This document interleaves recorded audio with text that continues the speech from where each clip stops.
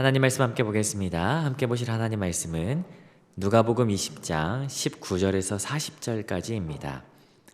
누가복음 20장 19절에서 40절까지 우리 다 찾으신 줄 알고 한 목소리로 함께 합독하도록 하겠습니다. 함께 읽습니다. 시작.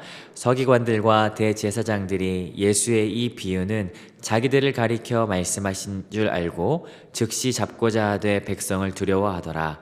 이에 그들이 엿보다가 예수를 총독의 다스림과 권세 아래에 넘기려 하여 정탐들을 보내어 그들로 스스로 의인인 채 하며 예수의 말을 책잡게 하니 그들이 물어 이르되 선생님이여 우리가 아노니 당신은 바로 말씀하시고 가르치시며 사람을 외모로 취하지 아니하시고 오직 진리로서 하나님의 도를 가르치시나이다.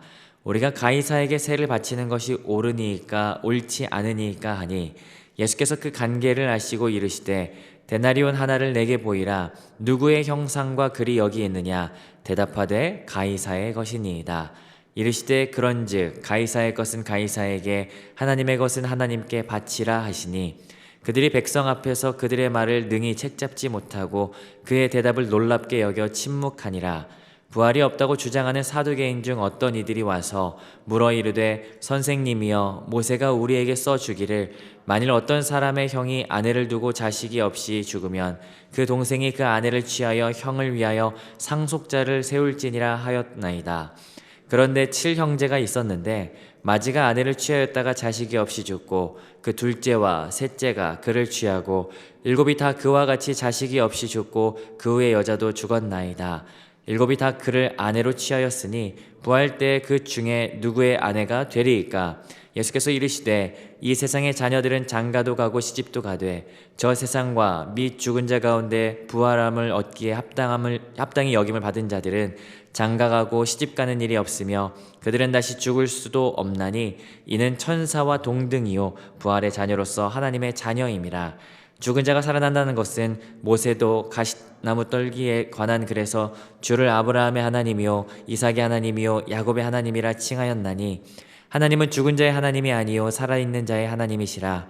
하나님에게는 모든 사람이 살아있느니라 하시니 서기관 중 어떤 이들이 말하되 선생님 잘 말씀하셨나이다 하니 그들은 아무것도 감히 더 물을 수 없음이더라. 아멘. 이렇게 말씀을 살펴보도록 하시죠.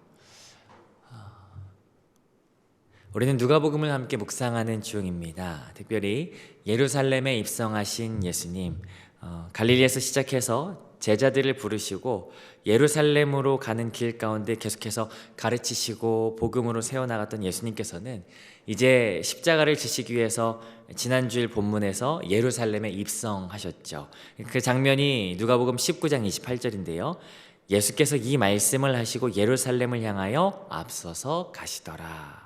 자, 그리고 예루살렘에 입성하신 다음에 예수님께서 가장 먼저 가신 곳은 다름 아닌 성전이었습니다.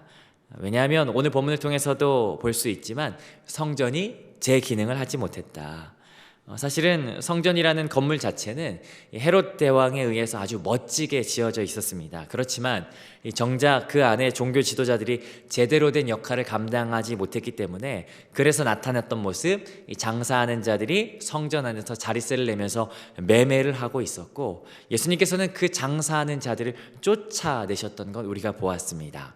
그리고 이 외적으로 보여지는 것뿐만 아니라 외적으로 보여지는 이 문제들을 깨끗하게 하실 뿐만 아니라 제대로 전해져야 할 복음이 전해지지 않았기 때문에 날마다 선포하시고 가르치셨다. 이게 사실은 지난 본문이지만 사실은 이런 전체적인 흐름이 우리에게 한 가지 묵상을 주게 됩니다. 그것은 교회가 회복해야 할 것이 무엇인가, 교회가 잃지 말아야 하는 것이 무엇인가라고 하는 것을 생각해 보게 되죠. 자, 그런데 예수님께서 제대로 된 복음, 그 진리를 전하자 어떤 일이 일어나나요? 성전을 이렇게 만들었던 종교 지도자들이 모습을 드러내는 것 보게 됩니다. 제가 시골에서 자랄 때 너구리를 잡을 때면 연기를 가득 피워가지고 숨어있던 너구리들이 이렇게 모습을 드러나게 만들었는데 마치 그런 것처럼 진리가 선포되니까 종교 지도자들이 나타나는 거예요. 그리고 이들과 함께 충돌되어지는 장면, 하나님의 나라와 땅의 나라가 부딪히는 장면이 예수님께서 예루살렘에서 행적 가운데 나타나는 주된 흐름으로 보여집니다. 어제는 사내들인 공회원들이 다녀갔다면요, 오늘은 두 부류의 지도자들이 다녀가는 것 보게 되는데, 물론 이 결론에서 예수님께서 질문했지만 둘 다 입이 쏙 들어가가지고 26절에 침묵하니라 40절에 더 물을 수 없습니다 라고 하면서 동일한 결과로 마무리가 되는데요, 오늘 이렇게 만나는 이 두 부류의 사람들을 통해서 단락을 나눠볼 수 있을 것 같습니다.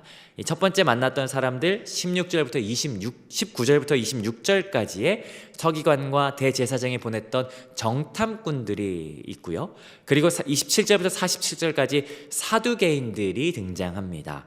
오늘 이 만나는 사람들에 따라서 단락을 나눠서 첫 번째 단락 19절부터 26절부터 먼저 한번 살펴보도록 하겠습니다. 자, 19절 같이 한번 읽어보도록 하시죠. 함께 읽습니다. 시작. 서기관들과 대제사장들이 예수의 이 비유는 자기들을 가리켜 말씀하심인 줄 알고 즉시 잡고자 하되 백성을 두려워하더라.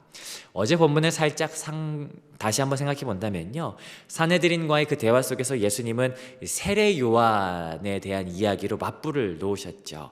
그리고 이후에 포도원 주인과 3번이나 종들을 보냈지만 그들을 때리고도 모자랐던 이 농부들, 그리고 아들을 보냈지만 그 아들조차도 죽였던 농부들, 그런 다음에 심판에 대한 암시까지 담겨있는 이 비유를 다 마치자 이 내용 가운데 사실은 포도원, 종, 내 사랑하는 아들, 선명한 이미지가 담겨있는 비유였는데, 농부들이 이 이미지들을 알고 예수님을 잡으려고 했던 것이에요. 그러나 예수님께서는 복음을 전하시고 말씀을 가르치셨을 때 아마 그 말씀에 반응했던 수많은 사람들이 그 가운데 있었던 것으로 보여지거든요.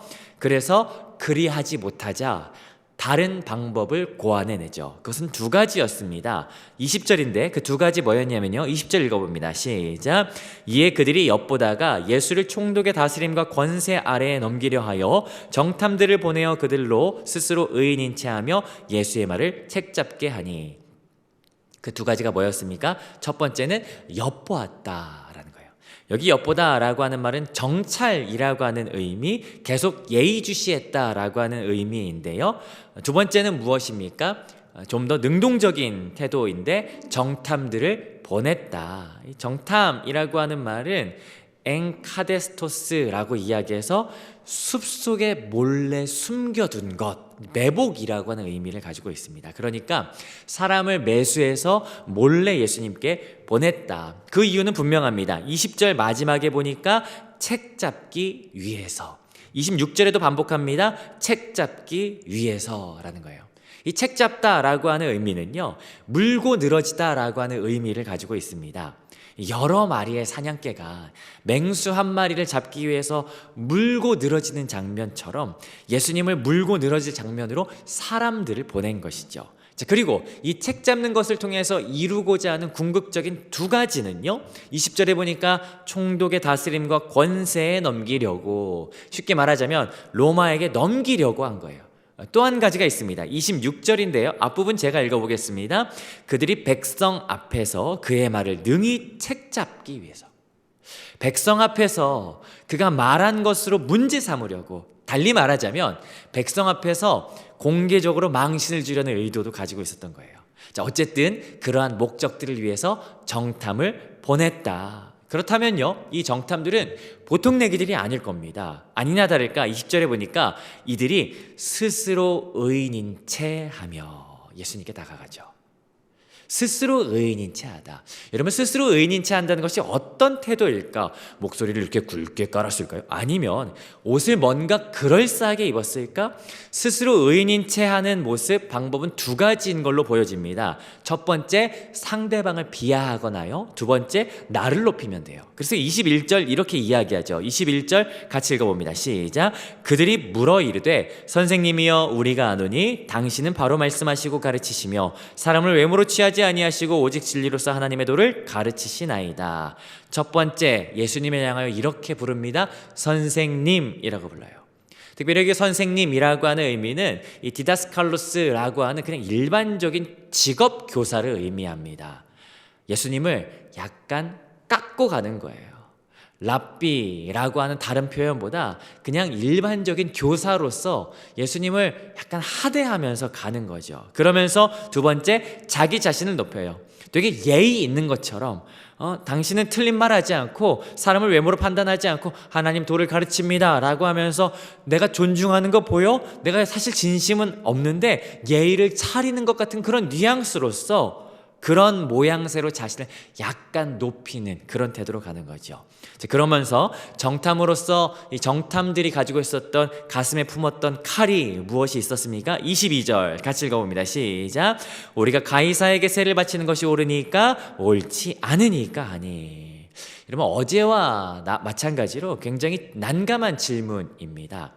왜냐면요, 지금 이 시대에는 유대는 로마의 통치를 받고 있었습니다. 그리고 역사적인 사실을 좀 살펴보니까 AD 6년에 로마 황제가 로마 제국 전체 인구조사를 했어요. 그런 이유로 이 유대 내부에서는 인구조사 이후에 나온 이 세금 부과에 대한 불만이 어마어마했답니다. 그래서 이 세금을 징수하는 세리들은 천하의 나쁜 놈으로 여겼고, 그리고 더군다나 그 세금이 이교적인 제의에 쓰인다라고 하는 소식과 함께 이 세금이 이 반종교적인 이미지로 굉장히 강력하게 이해가 됐었던 시절이었죠. 그래서 이 세금에 대해서 지금 예수님께 질문하기 시작하는 거예요. 그리고 이 세금이라고 하는 말 자체, 이 단어를 좀 살펴보니까요, 제가 가진 사전에는 이 속박이나 혐오를 담은 표현이라고 말하고 있습니다. 이를테면 우리가 옛날에 일제시대 때 징세, 수탈이라고 하는 단어를 쓰면서 빼앗아갔던 그 의미를 쓰지 않았습니까? 어떤 그런 의미로서 쓰였던 단어들이죠. 자, 그런 의미를 가득 담아서, 그런 이미지를 가득 담아서 예수님께 물어보는 겁니다. 세금을 내는 것이 옳습니까? 아닙니까? 이게 난감한 질문이 뭐냐면, 세금 내는 것이 옳다라고 이야기한다면 지금 여기를 둘러싸여 있는 반 로마에 대한 감정을 갖고 있는 유대인들에게 굉장한 불만과 등돌림을 받을 거예요. 만약에 옳지 않다라고 이야기하면요, 옳거니 하면서 반정부 태도를 보인 사람으로 고소해서 회부할 수 있겠죠. 굉장히 난감한 질문입니다. 그런데 예수님께서는 이 사람들의 속내를 아셨습니다. 그 속내를 뭐라고 말씀하시냐면 23절 그 중간에 표현되어 있는데 간계라고 말씀하시죠. 그들의 간계를 아셨다. 간사하고 교활한 태도를 아셨다. 그러면서 예수님께서 그들에게 다시 한 번 더 대답하시는 건 24절 같이 한번 읽어보겠습니다. 시작. 데나리온 하나를 내게 보이라. 누구의 형상과 글이 여기 있느냐? 대답하되 가이사의 것이니이다. 예수님께서 질문하세요. 야, 데나리온 하나를 꺼내봐라. 거기 누구의 형상과 누구의 글이 있냐? 여러분, 이건 어려운 질문이 아니었거든요. 그래서 당시 데나리온은 노동자의 품삯으로 여겨지는데, 한쪽에는 가이사의 우상화가 되어 있는 형상이 있고, 그 뒷면에는 가이사의 어머니의 형상으로서 제사장 이렇게 써 있다라고 이야기하더라고요. 이 모르긴 몰라도 제사장을 사람으로 한 여인으로 형상화한 그 동전과 가이사를 우상으로 했었던 그 표시가 있었던 그 동전, 사람들이 굉장히 우상에 가까운 것으로 여겼던 건 분명합니다. 그런데 그 사람이 동전을 꺼내서 보면서 말하기를 여기 가이사의 글, 가이사의 형상이 있으니까 이건 가이사의 것입니다 라고 이야기하는 거죠. 그런데 모르긴 몰라도 이 대답을 하는 동시에 아마 이 정탐하러 온 사람 아차 싶었을 거예요. 왜냐하면 지금 예수님께 찾아왔던 이 장소, 예수님이 대답하신 이 장소는 성전이거든요. 그들이 그렇게 정결하다고 여기는 그 성전이었습니다. 그런데 지금 자기의 주머니에서 나왔던 게 뭐냐면 아주 우상스러운 부정한 동전을 자기도 모르게 꺼내서 대답한 거예요. 자기 자신은 정작 로마에 대한 반감이 있었기 때문에 데나리온 이거 쓰냐 마냐, 세금 내냐 마냐 이렇게 얘기하지만 결국에 그 부정하다라고 여기는 데나리온 자체를 성전까지 가지고 들고 왔던 아차 싶었던 거예요. 그리고 예수님께서 말씀하세요. 25절, 우리가 잘 아는 내용인데요. 25절 함께 읽습니다. 시작. 이르시되 그런즉 가이사의 것은 가이사에게, 하나님의 것은 하나님께 바치라 하시니. 여기 바치라 라고 하는 말은 되돌려주라, 갚으라 라고 하는 의미가 더 강력하거든요. 가이사의 것은 가이사에게 되돌려주고, 그보다 더 중요한 것, 하나님의 것은 하나님께 되돌려주어라, 갚으라 라고 이야기하시죠. 그런데 이렇게 말씀하시자 26절 그들은 아무 대답도 못하고 침묵하였다라고 마무리가 됩니다. 어제와 마찬가지로 이 뛰는 정탐들 위에 나는 예수님이 있다라는 내용입니다. 자, 그리고 나서 이 정탐들이 아무 말도 못하자 다른 사람들이 예수님께 또 찾아옵니다. 누구냐면 27절인데요. 27절부터는 두 번째 단락입니다. 27절 같이 읽어봅니다. 시작. 부활이 없다고 주장하는 사두개인 중 어떤 이들이 와서. 예수님께 찾아왔던 사람들, 두 번째 사람들 사두개인입니다. 이 사두개인이 예수님을 찾아왔던 것은 누가복음 가운데 여기가 유일합니다. 이 바리새인과 서기관은 많이들 찾아왔는데 여기는 유일하죠. 그래서 사두개인은 우리에게 좀 생소한 사람들입니다. 사두개라고 하는 명칭은요, 솔로몬 때 대제사장 이 사독에게서 파생된 것으로 보여집니다. 제사장들 가운데서도 소수의 그룹, 소수의 뼈대 있는 그룹, 엘리트 그룹들을 의미합니다. 제가 이 사람들의 특징을 좀 찾아봤는데 다른 문헌들에 보니까 이 사람들은 그 당시 부자들만 좋아했다라고 쓰여 있더라고요. 그리고 현재의 삶을 중요시 여겨서 27절에도 기록되어 있듯이 부활이 없다고 여겼다라고 전해집니다. 자, 그런데 부활이 없다라고 여기는 그 사람들이 와서 물어보는 거예요. 28절 앞부분 여기도 마찬가지로 선생님이여 라고 합니다. 28절 제가 읽어봅니다. 물어 이르되 선생님이여 모세가 우리에게 써주거늘. 앞서서 정탐들처럼 선생님 하면서 뭘 말하냐면 모세가 우리에게 써주었는데 모세 율법을 들어서 지금 질문하려고 하는 거예요. 아, 그렇구나. 사두개인들은 예수님에게 지금 모세 율법으로 지금 예수님 걸고 넘어지려고 하는 거구나. 그러면서 질문하는 건 28절부터 33절까지 내용인데 간단히 요약하면 모세 율법에는 계대 결혼이라고 한 제도가 있었습니다. 형이 결혼했는데 자녀가 없이 죽으면요, 그 동생이 형수를 아내로 맞이해서 형의 대를 이어가도록 자녀를 낳도록 하는 제도, 이것을 말합니다. 자, 그런데 이 제도는요, 사실 남편도 자녀도 없이 홀로 남겨진 이 여인, 성경에서 가장 약자로 보거든요. 이 여인을 아무도 보호해줄 수 없으니까, 남편도 없지 아들도 없으니까, 그래서 그 여인을 보호해줄 명분으로서 형제가, 그 동생이 그 형수를 아내로 맞이해서 보호해주라 라고 하는 이 의미로서 만들어진 법인데, 그러나 사람들은 이것을 악용했던 것을 우리가 수없이 많이 보게 되죠. 자, 그런데요, 이 사람이 이 예시를 들면서 뭘 말하고 싶었냐면 부활이 없다라고 여기는데 예수님 함정에 빠뜨리려고 가정을 하는 겁니다. 만일 형이 죽어서 동생이 형수를 아내로 맞았는데 그런데 자식 없이 그 동생도 죽었다. 그런데 그 집 형제가 몇 명이냐면 7형제더라. 그 셋째와 결혼했는데 또 자녀 없이 또 형이 또 셋째가 죽었다. 또 죽고 그래가지고 7명의 모든 형제들과 다 결혼했는데 다 자녀 없이 죽었는데, 그렇다면 부활했을 때 누구 아내가 되냐, 이제 이 질문이죠. 여러분이 한번 대답해 보시죠. 누구 아내가 되는 게 옳을까요? 제가 이전에 있었던 교회에서 어떤 집사님에게 이런 이야기 나눴었는데 그 집사님이 대답하시기를 마지막에 만난 게 진짜지 않냐고, 7번째가 진짜라고 이렇게 이야기하시더라고요. 이게 맞습니까? 근데 예수님의 대답 34절부터 36절, 아니다. 너희가 부활을 잘못 이해했다. 34절부터 36절 제가 읽어봅니다.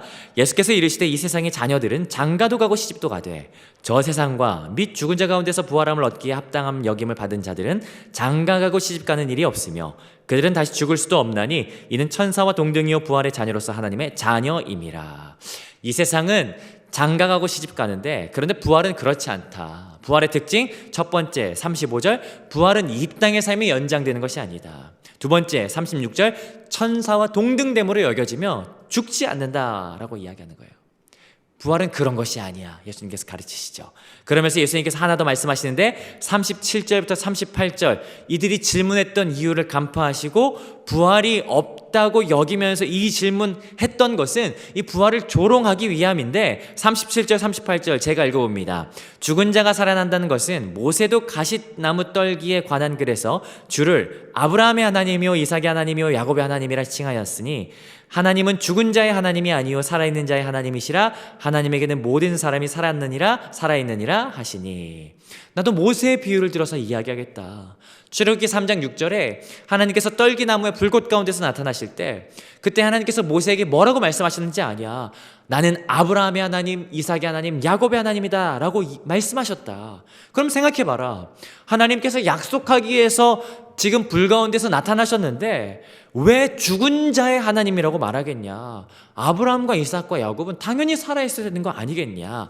그렇기 때문에 38절 하나님에게는 모든 사람이 살아있느니라. 이 말은 다른 말로 말하자면 부활은 당연히 있다. 근데 그 가운데 39절에 보니까 구경꾼 중에 서기관이 있었던 모양입니다. 선생님, 그 말이 옳습니다 라고 이야기하는데 서기관에 대한 내용은 내일 이 내용이 이어져서요 내일 살펴보도록 하고요. 그리고 결론 이렇게 말씀하시니까 40절 마찬가지로 그들이 아무 말도 못했다. 더 이상 물을 수 없었다. 입이 쑥 들어간 상태로 이제 마무리되고 있습니다. 자, 오늘 본문의 내용을 다시 한번 요약해 보겠습니다. 오늘 본문은 서기관과 대제사장들이 예수님을 책잡기 위해서 보냈던 정탐들이 있었죠. 그들이 와서 예수님에게 질문했던 것, 황제에게 세금을 내는 것이 옳습니까? 아닙니까? 라고 하는 건 물었습니다. 그런데 예수님께서는 그들의 간계를 아시고 가이사의 것은 가이사에게 되돌리고 하나님의 것은 하나님에게 되돌려라 라고 말씀하셨죠. 그 이후에 사두개인도 찾아옵니다. 부활이 없다고 여기는 사두개인들이 부활이 없습니까? 모세 율법 가지고 당신이 어떻게 해석합니까? 라고 하면서 공격적으로 질문했는데 오히려 모세 율법을 통해서 예수님께서 부활이 있다라고 말씀하시는 건 오늘 본문의 내용이었습니다. 오늘 이 본문을 찬찬히 살펴보는데 가장 근본적인 질문이 들어요. 이들은 왜 이런 질문을 할까? 물론 예수님을 잡고 싶은 마음에서 출발했겠지만 그렇다면 왜 이렇게 이들은 예수님을 못 잡아서 안달인가? 2번씩이나 3번씩이나 계속해서 그 이유는 아주 간단하고 단순하죠. 그럼 왜 그렇습니까? 처음에도 나눴지만 지금 예수님은 복음을 전하고 계세요. 달리 말하자면 하나님 나라를 선포하고 계시기 때문에 그런 것 아닌가. 왜냐하면 오늘 본문을 통해서 이들이 가장 관심이 있었던 것은 뭐냐면 가이사에게 세를 바치냐 안 바치냐 이거 중요하게 여기면서 살아요. 부활하고 누구랑 결혼하냐 이거 중요하게 여기는 거예요. 정작 하나님의 것을 하나님께 돌려드리고 죽음이 아니라 살아계신 하나님, 사망 권세를 능히 이기고도 남으시는 그 하나님, 여기에는 관심이 없는 종교 지도자들, 그래서 예수님께서 말씀하신 이 하나님 나라가 불편한 것 아닌가? 하나님 나라에 관심이 있는 것이 아니라 이 땅의 나라에 관심이 있는 이들을 향하여 표현하는 말 20절 후반부에 뭐라고 하냐면요, 스스로 의인인 채 하며 살아간다. 그런데 그런 생각이 들어요. 스스로 의인인 채 하는 사람들이 저 당시에 예수님에게 공격적으로 질문했던 저 사람들만 있을까? 아닌 것 같다. 얼마 전에 무악산에 또 가봤습니다. 십자바위에 처음 가봤어요. 다녀오면서 이렇게 들었던 말이 있는데 길이 진짜 많이 좋아졌다. 저는 처음 가서 잘 몰랐지만 예전에 비해서 진짜 많이 좋아졌다라고 이야기하더라고요. 옛날에는 길이 정말 험했는데 그럼에도 여기 기도하는 분 정말 많았다. 가면 주여 아버지 이 외침밖에 없었다. 그런데 지금은 정작 길은 좋아졌는데 기도하는 사람 없고 정작 등산객만 다니는, 세월이 변하니까 어쩔 수가 없죠. 맞습니다. 그런데 이 오늘 본문과 다시 이렇게 맞물리면서 드는 생각, 불편해도 그때는 주여 밖에 없었는데 우리가 조금 전에 불렀던 찬양처럼 그때는 세상과 나는 간 곳 없고 구속한 주만 보이도다 이렇게 고백하면서 이렇게 살았었는데, 그런데 지금 우리가 살아가는 모양새는 구속한 주는 간 데 없고 세상과 나만 보이도다.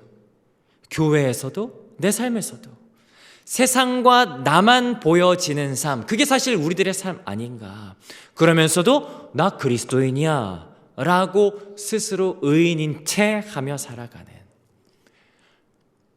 우리의 마음과 우리의 생각과 우리의 관심이 하나님 나라에 있어야 하는데, 그런데 가이사에게 세를 바치냐 안 바치냐, 부활하고 누구와 사냐 이런 이야기에만 마음이 쏟아져 있는 것, 우리들의 모습 아닌가.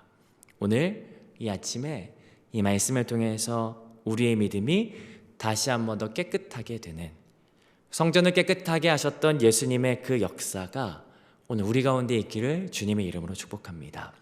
세상과 나만 보이는 시대 가운데 구속한 주만 보이게 되는 귀한 하루가 바로 오늘 하루가 되시기를 주님의 이름으로 축복합니다.